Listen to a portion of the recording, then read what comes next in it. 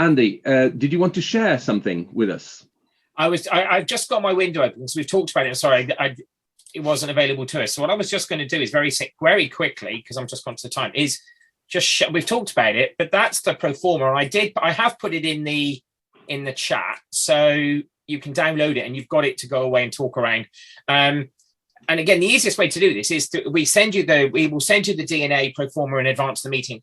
Stick it in a Google Doc, and then get everybody to perhaps have a go at filling it in advance of the meeting, so you can share your thoughts. But as you can see, it's designed not to be intimidating, but it's the questions there are designed to facilitate the conversation. And to reiterate Ali's point, it's about creating that conversation. So as the facilitators, we can listen to what you want. And I cannot reiterate that point. It's not about us telling you what you need to do. This is localized. It is a very grassroots approach. And you tell us what you'd like in relation to the key targets that you're trying to meet. So we have a conversation around the courses, or whether you're doing a course level or module level DNA and then enable, what modules like to consider, the level, and those, what are the particular requirements or characteristics. We have a little bit of a chat around the kind of like what you do, a mini SWOT, what are the key strengths of the module at the moment? What's working well? What are you really proud of? And so again, the enable process is an opportunity for everybody to say, actually, we're doing this really well. And we know this is working really well because we've got this evidence. The other thing I would also say about a DNA meeting is you can't hide as well.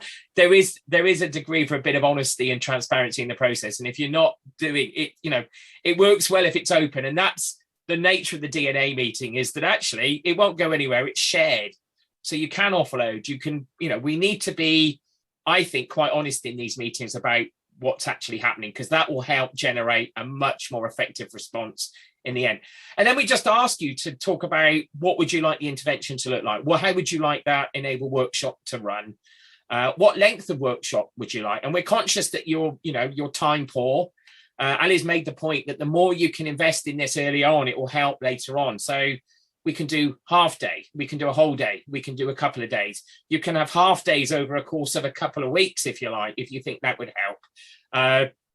Again, you tell us, and then working with Sarah, we will plan that in to make sure, you get the support that you would like to make this work.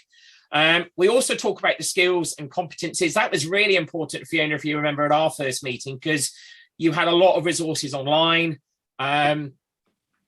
Fiona, I can't remind me, Fiona, the software that you're using online to generate all your resource material. Articulate. Yes, and our first question around that was very much, right, does everybody appreciate what that software can do in terms of its entire functionality? And we had a long discussion around that, which was really helpful. And then we just get you to think about the potential barriers. What could get in the way? What are those perceived challenges that that could potentially scupper a DNA meter and enable workshop, because we might get it's happened before that we get distracted by a particular theme or comment that actually comes up. So we just try and preempt those. And at the end, what's also useful in that meeting is to signal to the DNA facilitator the kind of documentation that we could see in advance that would help us understand the local context for what we're coming in to do. So we would ask you for some core documentation that almost our little bit of homework. We wouldn't want to come in completely blind, but it just gives us a sense of where you're at, the kind of emphasis that you'd like to develop, and that will help steer and create a very focused and effective enable workshop for you. So hopefully, just conscious we're coming to 11, that's just giving you an overview and just help to demystify that first DNA meeting, and just giving you the confidence to engage in the process. And like we said, if you'd like to book a DNA meeting, Sarah is open. Telephone lines are now open. You can now book, and we look forward to working with you at one of those. Andy, can I just add that those DNA meetings are module coordinators and course leads' opportunity to make sure that the workshop's right for them.